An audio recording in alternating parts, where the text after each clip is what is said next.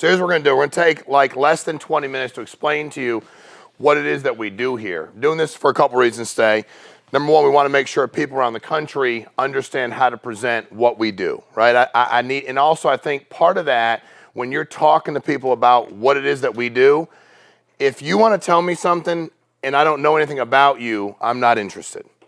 Meaning, like, if, no matter what it is, if you just want to come and go, hey, Shawn, you should be, your first name, sir? Alan. Alan. So if Alan's telling me all this stuff, but I know nothing about Alan, that'll be weird to me. Because I have no background, no affirmation. I need to know who you are and see if I connect with you. So for me, I never thought I was going to get into life insurance sales. I mean, I went to college to play baseball. I didn't go to college to get a degree. Just so you know. Not that I'm not trying to be funny. I want to join the Marines. That's all I want to do. I graduated high school at 17. My mom, I took the ass. How many of you served the country? Okay. Wow, nobody today. Okay. Well, thanks for your service if you're watching somewhere. Okay. But that's all I ever wanted to do. Took my ASFAS bent. I was all excited. I'm like, I'm in. My mom said, you're not going to join the Marines. You're going to go to college. If you want to join the military after college, you can, but you're not joining the military now. I said, I am joining the military now. She said, you need my signature, and I'm not going to sign it. And also, I was afraid of my mom. Some of you might not be. My mom didn't put me in timeout. So I was afraid of my mom, even at 17. Okay? Very respectful. So I went to college. I went to college. I thought I'd be a business major. It sounded good. And I became a social work major. And the only reason I became a social work major is I was a business major for 1 week. And if you ever been, any of you go to college? Anybody take business courses in college? Anybody taught by people in business that actually never were in business before? Yeah, you were. Hey, if you went to college, you probably did. You probably sat down. No offense, but they probably tried to teach you. And I had questions. What kind of businesses have you ran? Have they been successful? Your biggest success, your biggest failure, how did that work out? Can you talk to me about what it was like? I need you to teach me so I don't make the mistakes. What have you gone through? And what I heard a lot of, they were very good academics. They had studied, they read books, they taught classes, but they had actually never been, like, I didn't want to be taught how to fight by somebody who hadn't been in a fight. So I switched to become a social work major purely because all the professors were actually working in the field, okay? When I graduated college, I was looking for a job. My buddy bet me that I wouldn't take the police exam. I had no desire to be a police officer. After I did that and went to the academy for about 5 months, they had no desire to have me either. So it was a very good match for both of us. I went and became a social worker. Okay, I worked with child abused, neglected children as a child protective services worker. I did that for 14 years in the state of Connecticut. My job was I'd get a call at 2 o'clock in the morning. The child was physically abused, sexually abused, horrific neglect, substance abuse, drug deal, whatever it was, I got called to do it. That's what I did 14 years. I loved my job. I did not quit my job to get rich. I was not making a lot of money, fine. I was taking care of my kids, cool. I did want to do better for my family, but I didn't quit being a social worker to get rich. I got a real estate license while I was a social worker because I wanted to make some additional income. Problem for me in real estate was I was always chasing people. They said to me, give me your sphere of influence. Any of you been in the real estate business? Give me your sphere of influence. Give me a list of all the people you know. And it's like, my people don't even have a house and they ain't buying a house. They said, what about your family? I said, my family's definitely not buying a house. So it was a really big struggle. I didn't like to chase people around. I didn't like to network that way. I didn't want to go to the Chamber of Commerce meetings. No offense. I didn't want to do that. I didn't think that wasn't a good return on my time, and I was very busy. But I had my real estate license, and in 2008, there was a gentleman named Jim, and he was selling a property, and I was trying to buy the property. The chief of police in the town owned it, and he couldn't get the tenants out. And I was like, wow, if the chief of police can't get them out, it's probably going to be a problem.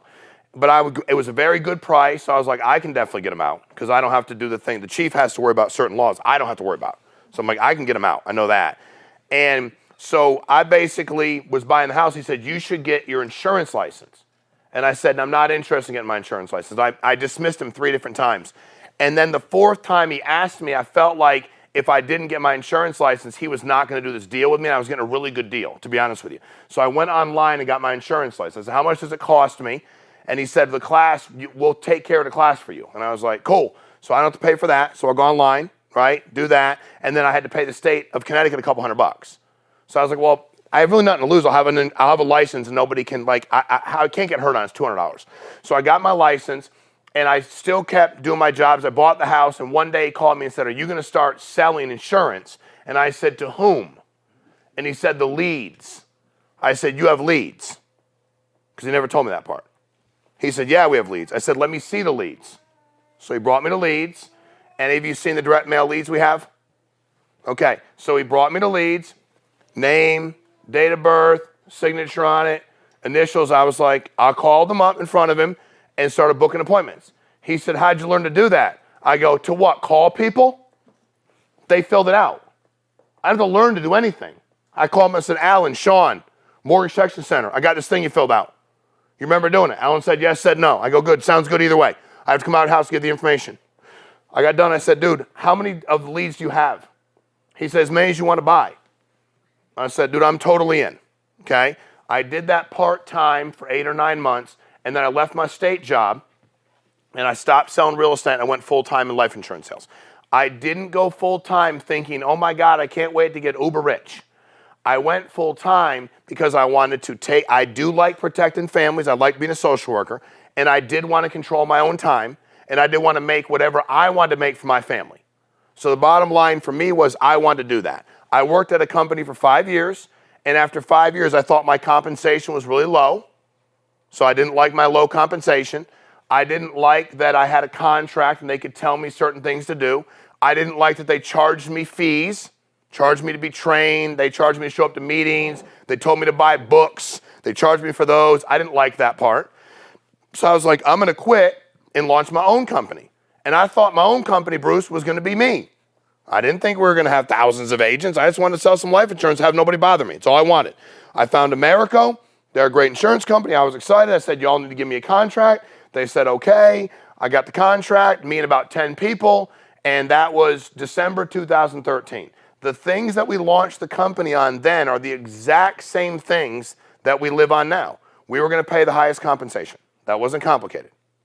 We were going to pay the highest. We said we're going to pay 140% compensation on mortgage with Americo, and we did that.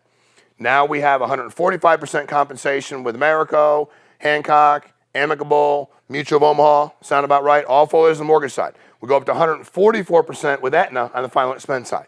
So we have very high compensation. You should get paid high compensation. You know, I had a guy one day said, well, why are you worried about your comp? Comp's not important. I said, exactly, give me a raise. If it's not important, bro, just pay me more. It's so irrelevant, just pay me more. Why are you keeping so much of it? Our comp is find a higher comp. We know what our comp is.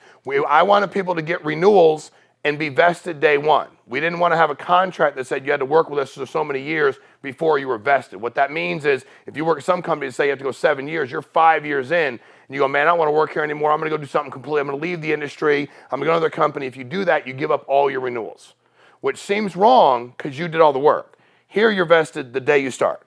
So if Dominique worked with us for 4 years and decided he was going to become a painter and move to the southern tip of Spain because that's what he wants to do, because that's the kind he's just excited, he gets to take his renewals with him. They're not ours. Okay, he earned them. The next thing was I wanted training to be really good. I wanted training. Anybody ever been trained by somebody that does not know what they're doing? Sat through a meeting, everybody. We may not have anybody served in this room, but sure as heck got a bunch of people that had to sit through that. The people that trained you sat there in front of you, looked in the eyes, and told you what to do, and they've never done it. For me, I never wanted to be part of that. So our rule at Family First Life was if you're going to train, you are doing or have done exactly what you're training on at a high level. If not, you don't get to train based on seniority. You don't get to train because you've been here 8 years. Let's put Tom up. And you're like, dude, Tom, nobody wants to listen to Tom. He tells the same 4 stupid jokes. He doesn't know what he's doing. We know he's never actually gone out and helped any families. We were only going to allow people, and we were going to share. If you were good, Albert, you were going to share what you were doing. You were going to tell the truth. You weren't going to keep it to yourself because hundreds of millions of Americans, and the vast majority of them admit they need life insurance or more life insurance, so we were going to put people in a position to win. We were going to do that. So training was very important to us, and we weren't going to charge for it. We're going to give you as much training as you could get, and we're going to charge you a dime for it. Next thing was leads. We were going to give you the opportunity to get leads wherever you wanted. If you want to get leads from a certain company, you want it wherever you choose to get them, as long as they're compliant and they're not violating any kind of regulations of how you obtain them, we're totally fine with you getting leads wherever you want to. You don't have to buy them from this source or that source. We went ahead and negotiated deals with these companies to get you leads at a really good rate. I believe in my heart, and I can prove it to you, that if you don't have leads in the life insurance business, you don't have a business. You can only sell a policy to your aunt and uncle every so often. And it's 2022. In 1980, it might have been a good idea to walk around the mall and try to cultivate clients. Number one, today it's hard to find a mall that's open. Number two, you don't roll up on people like that nowadays. You don't. If I'm at the gas station and you approach me at the gas station, you better be careful. Because I'm not in that, I'm sorry. It's a different world. You need to have leads to survive in this business. You have to. You have no shot without leads. None. We have people all the time that work at a company that has no leads because they're just going to sell to their neighbor every once in a while. And I just don't see how you can get ahead doing that, okay? So we wanted to have a myriad of lead sources, internet, Facebook, direct mail. We also knew that direct mail would change over the course of time. And we knew the future was social media and internet. And the past was direct mail. Doesn't mean we still don't have them, and it's great. We're glad we have them, cool, and we'll ride out as long as we can. But they had to be cost prohibitive. We also have leads where you can buy for as little as, what do the instant leads cost you, Ben? $11. New leads, $11, they're yours. Boom. When I started, my leads were $85 a piece. So I'm just, it's tough. The math is very hard at that, especially when you start talking about low compensation. It's a bad mathematical equation. So we wanted to pay real high comp, get your low lead costs, everybody, get leads wherever you wanted to, get lead inventory, do all of that. We also wanted you to have the ability to build a business. What I mean by that is you shouldn't have to hire hundreds of thousands of people to go ahead and be productive for your family. We want to put you in a position where you could talk to people, you could recruit them, you could sign them up, you could work with them, and then you could build a business that would allow you to make some extra money in override, right? You make money by selling life insurance, by overriding with what you have coming in. We also, as a company, we pay bonuses every month. Family First Life pays the bonuses. So we say, here's how much money's come in, cool, we're growing, and we bonus it out. So when you hit a certain level, you get to a certain contract level as you grow, and your team helps so many families a month, then we go, here's extra money. Here you go. And you see what we pay. I mean, in a given month, the company itself will pay out $4 or $5 million in bonus money to the people that are building a business. So the carrier's going to pay. The carrier pays you. That's who you're direct. They pay you your money when you sell the policy. They pay you the override. We have the bonus. You can build a business. And the last thing for me that's really made this thing very different, and I'll explain to you what I think it takes or doesn't take to be successful here, is the opportunity with integrity. In 2019, what we did, Family First Life did, is we partnered with Integrity Marketing Group because we wanted to grow our company. We did not have the infrastructure to support. We have 18,000 agents that are helping a family on a given month. We didn't have an infrastructure to handle that. We started the company with 10 of us.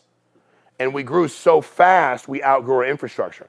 So we partnered with Integrity, but what's also happened is allowed now at this point 22, 23 other people, and there's a lot more coming, from FFL, Family First Life, have been able to partner with Integrity where they get to reap the benefits of their partnership, stock, all those things with Integrity, which is a conversation for a different day. Now, people say to me, how do you know who will be good at this? I don't. What I know is this. If you enjoy helping people, then you have a really good shot and you work hard. If you don't like helping people, you probably shouldn't do this because it is about helping people. If you go, I only care about making a dollar bill. Now, is it allow you to provide, is the money a phenomenal byproduct? Yes. Help as many families in a week as you want. How does it work? Well, if commission goes to 145% and you're at 100% commission, to use a very basic illustration, and the policy costs $1,000 a year, where it's mortgage protection or final expense, and then the carrier is going to go ahead and advance you $750. So they're going to hold back $250. So that's what you'd get paid on that one individual policy, right? You have your lead cost, you write your policies. You have to understand the business, 30% of that business statistically after a year is going to fall off the books. So you got to make sure you keep working. That's the way it works. We wish everybody kept their policies and didn't cancel, but there's a small percentage that do. So you take that number and you can go ahead and run as many appointments a week as you want. You can close as many as you want. That's completely up to you. What I don't know is if it'll work for you. What I do know, it's worked for me. It's been the best thing I've seen for me and my family as an industry, but I do like helping people. I do work really hard. I don't have a bad attitude. Like, I just don't. I don't whine and cry because I'm not 2 years old. So, like, I do believe in serving people. I do believe I won't be judged by you, and I won't judge you, but I will be judged, but not by you. So I'm totally cool with that. Clients aren't going to judge me. I'm not going to judge them. I'm much more worried about who's going to judge me than any human beings. So for me, it's been an unbelievable ride, and we want to keep doubling the amount of families that we help every single week, every single month, every single quarter, because that's what this is about. And I'll leave you with this. This was very much about me helping people and then I wanted to have a living for my family, right? That's what I wanted to do. And about 5 months into my business, I was out selling life insurance policies. I was trying to meet with 30 people a week. I met with all kinds of interesting people, which I liked a lot. I loved how different the people were. I thought it was funny at 9 o'clock in the morning they were drinking because they was retired. My very first policy I wrote, very first one. Y'all, I've been sober 21 years. My man was drinking Peel's Light. That is like battery acid, okay? He's on his porch at 9 o'clock in the morning smoking a Camel unfiltered, and he's got a Peel's Light in his hand. And he said to me, I don't think I'll be able to get that insurance. And I said, why is that? He said, I've been struck by lightning twice. And I said, what did you say? I said, you've been struck by lightning twice. I said, sir, his neighbor come over. He's here, the guy lives here. He comes over, he says, he been struck by lightning twice, he tell you? I go, yeah, things happen in threes. I'm figuring he's going to get struck again. I don't want to get hit by accident. I said, there's no question on the application that asks you been struck by lightning. And I've read the application, so I think you're going to be good. That was my very first policy. Cost him about $100 a month, $1,200 in premium. And every single year, as my stuff renews, I look. And that man, he's still alive. And I'm like, dude, he had lightning is doing him good. Because he was like in his 60s. I've been my license 12 years. So he's 72 years old. It's on the books. He pays every month. And that was my indoctrination in the business. Where my business changed was I met with a guy and a lady. And when I got to her house, she opened the door. I handed her lead. Her name was Lisa. I remember it to this day. And she said, before you come in, I want you to tell me I have cancer. I have literally probably 90 days to live. I have pancreatic cancer. I've done everything I can do. There's no more treatment. We're now just here to hospice. There's nothing else I can do. 34 years old.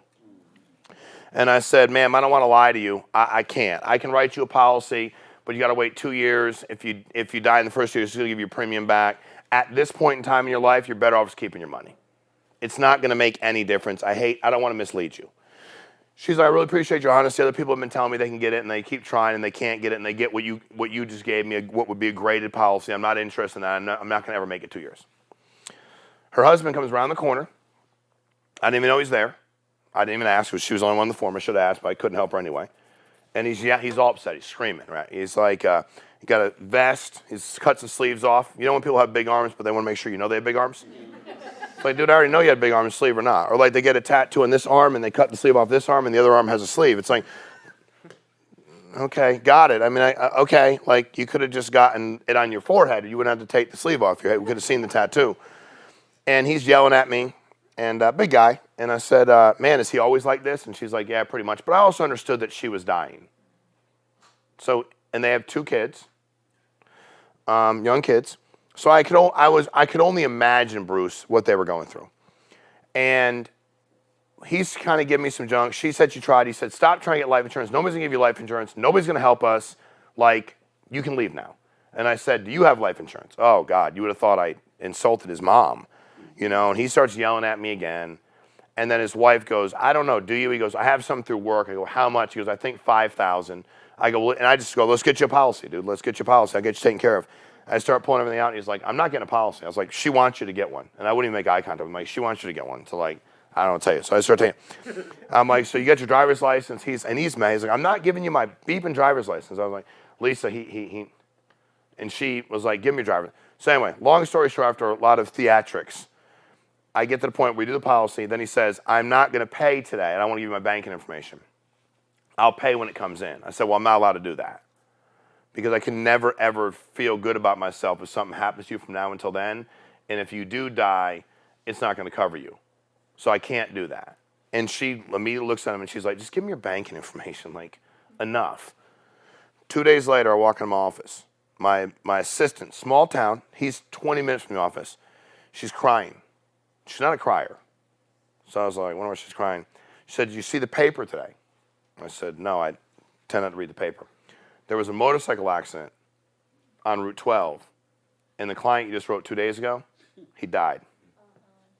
He was driving to work. Deer came run out in front of him in Connecticut. He put the bike down, hit his head, and he died instantly. About an hour later, her brother calls me, and he's yelling at me on the phone. My sister thinks she's getting $250,000. Why would you do that? I'm like, first of all, stop yelling at me. Number one. Number two, I'm not talking about your sister and stuff is going on because that would be personal. But number three, you're calling me from the bank. Don't you have an insurance license? That's exactly what I said. I won't be mean. Like, you have an insurance license. Long story short, he never called me back again, which is cool. She got her $250,000, and then she died a few months later. Wow. And the only thing the family had for life insurance, because his $5,000 actually didn't exist, was the $250,000. She had none. And those two kids and the people to raise those two kids, that's all we had. Does that make sense? So for me, that changed my life completely. So do I know? I don't know. You don't know who's going to die. I don't know who's going to die. We need more help. We have leads and inventory. You can look them up. Go in the CRM and check it out. You'll see them all. We need help all over the country. We have people that are doing this over the phone now and on Zoom. It's today's world, right? So you could be here helping families in Kansas. You can go do that. You can make as many appointments as you choose to. You can buy as many leads as you choose to. And I'm not going to promise anybody anything. What I do know is I will promise you, if your attitude's no good and you don't work hard, you won't be any good. So you shouldn't do it. If you go like, I really care about people, I just want to make money, you shouldn't do it. Is the byproduct pretty amazing? Yeah, you can talk to any one of these guys individually and girls individually and see how it's worked for them. And for me, I just want to see people be able to change their lives. And I do want to protect people. So if that sounds like it makes sense to you, it'll probably make sense. And I was a big what's the worst case scenario kind of person. And if it was like we pay for your class, so if you're not licensed and you get in a class, we pay for it. You have to pay the state fees. Every state's different, but I think it's a couple $100, give or take. Check with your state. Once you have that done, then you got to buy leads. Outside of that, you don't have to do anything but go to work. So it's been a blessing for me, for my family. I'm also I want to have time. And I do not want to ask for time off. That might sound weird to some of you, but it's not weird to me. If I want to go to my son's game, I go. If I go to my daughter's dance recital or pageant, I go. If I go to the bathroom, I don't want to ask anybody. I go. If I want to leave early today, I leave early today. That's how I wanted to live my life. So the state deal was a lot of other things, plus I wanted to live my life. And when I started saying my son has a game this day and this day, like put in your request for time off, I'm thinking, bro, I work 100 hours a week for you guys. I get paid for 40. Don't tell me to ask for my time off. But I realized that was the world I lived in. So I chose not to live in that world anymore. So that makes sense. Certainly, I'd be more than happy after we do the other thing to answer any questions you got. But as far as our business goes and an overview of it, those are the things you need to understand. The way we pay our compensation, which is very, very high, and it's high as I've seen. And the last thing I'll say is we have no contract. So that's important because there's a lot of folks, see, I worked at a company where there was a contract. I'm an independent contractor under contract. Hey, say that 3 times fast. Independent contractor under contract. You're an independent contractor. Matter of fact, they wanted me to sign an independent contractor agreement. That's not an oxymoron, right? Independent contractor agreement. We don't put you under contract. Your contract's with the carrier. You got to write good business, do what you got to do with them. They're going to pay you. If you owe any money, you're going to pay them. That's between y'all. We're going to facilitate everything else and do the best we can to help you and act as an IMO and do what we're supposed to do as an intermediary, but you're not under contract with us. You can come and go as you please, go work wherever you want to. This idea that we're going to try to hold people captive or not let them work somewhere else or bully them around, that seems weird. And when people say stuff like, that person's poaching my agents. Well, let me be clear. I wasn't anybody's agent when I worked at the other company, and I've never had anybody who's my agent. There's no upline, there's no downline. That's weird. Guy said to me one day, well, I need you to call the leads because I'm your upline. I said, Jim, you say upline one more time. And I mean one more time. You're never going to say it again to me. You're not my upline. I'm not your downline. You're not above me. I'm not below you. I'm not above anybody else, and they're not below me. We're a bunch of human beings working hard to help other people out. A bunch of imperfect people helping imperfect people. So if that makes sense to you, we'll get you all the information you need. But in a nutshell, that's who we are, what we do. It's a basic breakdown of everything you need to know. And I've seen people from all kinds of backgrounds do it. I've seen people not do it. My background was real estate and social work. Paul's was he pumped septic tanks. You know what I mean? Dominique's was he had no job.